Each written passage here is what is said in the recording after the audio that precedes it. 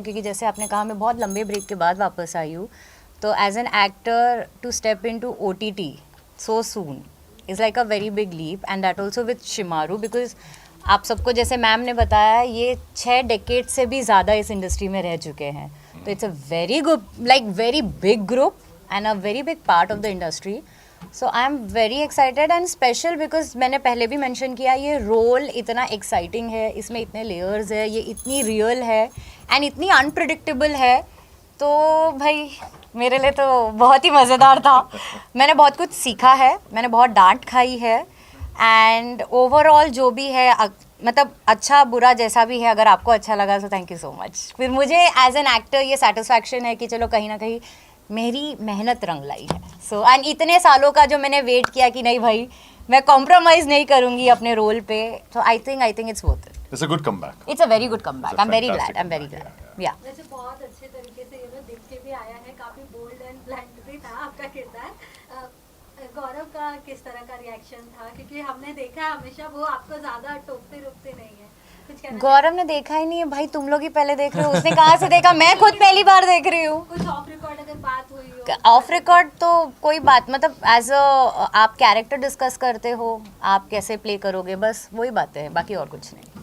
आकांक्षा जी, आपका जो कैरेक्टर है प्यार है धोखा, वो ज्यादा कहाँ झुका हुआ है? हर जगह मेरा जो कैरेक्टर है वही तो मैं बोल रही हूँ भाई. आप प्रिडिक्ट नहीं कर सकते, उसको सब कुछ चाहिए. वो उसको डिजायर भी चाहिए, उसको धोखा भी चाहिए, उसको दिल भी चाहिए, उसको सब कुछ चाहिए. आकांक्षा, कई बार ऐसा होता है कि OTT में जब भी हम कोई बोल्ड सीन्स, एरोटिक सीन्स रखते हैं तो सेंसरशिप कम होने के वजह से ना वो अननेसेसरीली कंटेंट को पुश करता हुआ नजर आता है. पर यहाँ पर जितने भी सीन्स हमें नजर आए अब तक, जितना भी हमने देखा, वो लग रहा था कि ऑथर बैक है और बहुत नेचुरल लग रहा था. ये दो ही कारणों से हो सकता है, या तो डायरेक्टर का कमाल हो और दूसरा एक्टर अगर अपने को एक्टर के साथ उतना ज़्यादा इम्प्रोवाइजेशन और कंफर्ट जोन में हो. इस केस में क्या था? मैं आपको बोलना चाहती हूँ, आपने बहुत करेक्टली प्लेस किया है. एंड जहाँ पे आपने सेंसरशिप की बात की है, तो अभी हमारे जो लॉज हैं वो काफ़ी स्ट्रिक्ट हो गए हैं, तो हमने वो सारे सेंसरशिप के गाइडलाइंस को ही फॉलो किया है. हम हमारे कंफर्ट जोन में ही थे. डायरेक्टर लाजवाब थे ऑन फ्लोर, बिकॉज अगर डायरेक्टर नहीं होते तो हम शायद ये कुछ भी नहीं कर पाए. उसके अलावा जो हमारी सपोर्टिंग टीम थी, they made sure that, I mean ऐसे सीन्स मैं आपको बताती हूँ from a female point of view, everyone on the set, भले ही सीन मैं कर रही हूँ एक मेल आर्टिस्ट के साथ, वो बेचारा खुद भी अनकंफर्टेबल होता है, बट सबकी प्रायोरिटी होती है कि लड़की को कंफर्टेबल रखना है, including the male actor. And there are times where you know I feel bad for them because they feel neglected. तो हमारे फ्लोर पे जब ऐसे सीन शूट होते थे, we were provided with an intimacy coordinator, जो शायद लोगों को नहीं पता होता है. तो ये सारे सीन्स के लिए we are going under a workshop training, जहाँ पे we are made comfortable with each other. So it doesn't matter कि आप उस एक्टर को जानते हो कि नहीं जानते हो. तो it's I don't know how well informed the industry और I mean the people are, but there is a lot of process before going into such kind of stuff. So हमको प्रिपरेशन, जैसे आपने कहा, आप सिर्फ acting के workshops नहीं होते, इंटीमेसी वर्कशॉप्स भी होते हैं, जहाँ पे ये सारी चीज़ें हमको सिखाई जाती है, सारे इनहिबिशंस हमारे तोड़ दिए जाते हैं. हमको पता होता है एक दूसरे का कंफर्ट जोन, जैसे आपने मेंशन किया, तो लाइन भी क्रॉस नहीं होती है. डायरेक्टर है, इंटीमेसी कोऑर्डिनेटर है, जो वहाँ पे आपको प्रोटेक्ट करने के लिए होती है. तो बहुत सारी चीज़ें, एंड ऑब्वियसली एक लेवल ऑफ ट्रस्ट है. तो ये जो सीन्स भी होते हैं, बहुत स्मार्टली प्रोडक्शन हाउसेस ये आपके शेड्यूल में सबसे मिड में करने की कोशिश करते हैं, एकदम स्टार्ट में भी नहीं, एकदम एंड में भी नहीं, क्योंकि वो क्या होता है, वो बैलेंस हो जाता है. आप थ्रू आउट इतने टाइम शूट करके एक दूसरे के साथ और कंफर्टेबल हो जाते हो, आपको एक दूसरे का वर्किंग स्टाइल भी समझ में आ जाता है.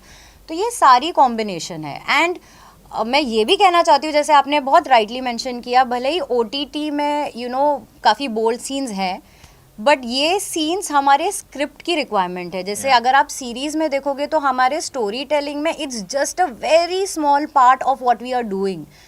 In fact, in this entire series, this is only a graphic power pack performance by all of us. I mean, आप ये नहीं बोल सकते हो कि यार ये सीरीज में सिर्फ इन्होंने यही किया है, क्योंकि भाई यही होता तो शायद हम कास्ट नहीं होते. तो कहीं ना कहीं अगर हम सबको कास्ट किया है तो वो एक रीज़न से कास्ट किया है. तो लाइक यू सेड, जो भी अगर आपको अच्छा दिखा है तो वो सारा क्रेडिट मैं बाकियों को देना चाहती हूँ. Were you wanna add something to Hansa sitting next to you? आप लोगों को कुछ ऐड करना है please. No, actually, she was absolutely right. और मुझे ऐसा लगता है कि जब भी आप किसी सेट पर कोई भी ऐसा सीन करते हैं जिसमें रिक्वायरमेंट्स है, मुझे लगता है at the peak of professionalism you have to work. वो ऐसा आर होता है, वो ऐसा टाइम होता है जब आप अपने प्रोफेशनल बिहेवियर में एट टॉप होते हैं। बिकॉज जैसा उन्होंने करेक्टली कहा, it's not only about doing a scene, but we also have to make sure that my co artist is comfortable, we are able to do justice to what is required and not go beyond. क्योंकि कई बार rightly put it across की बहुत ज़्यादा हो जाता है, but we were very sure and we were very clear that we need to showcase love, we need to showcase desire, but nothing beyond that.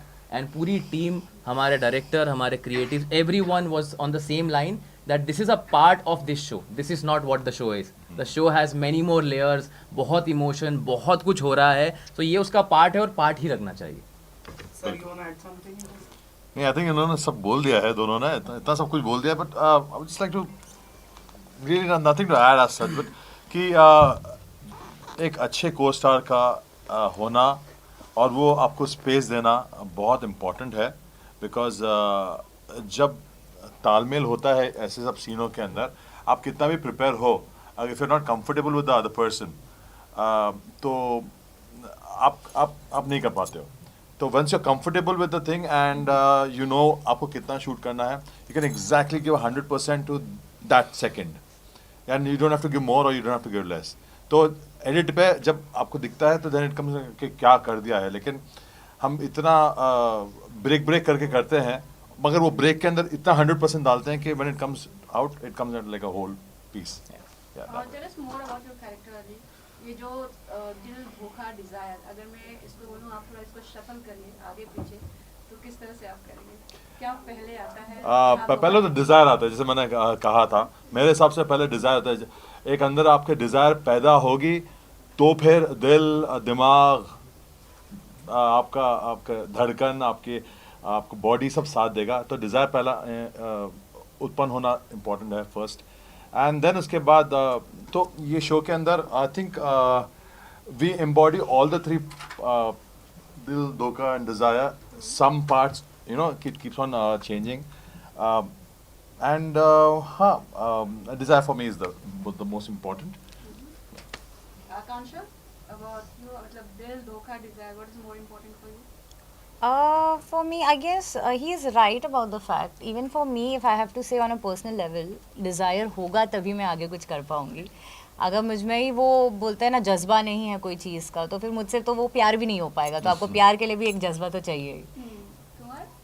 I think it will be common for everyone, but मैं in general मैं एक ऐसा इंसान हूँ जो दिल से बहुत सोचता है और इसलिए शायद बहुत धोखे खाता है।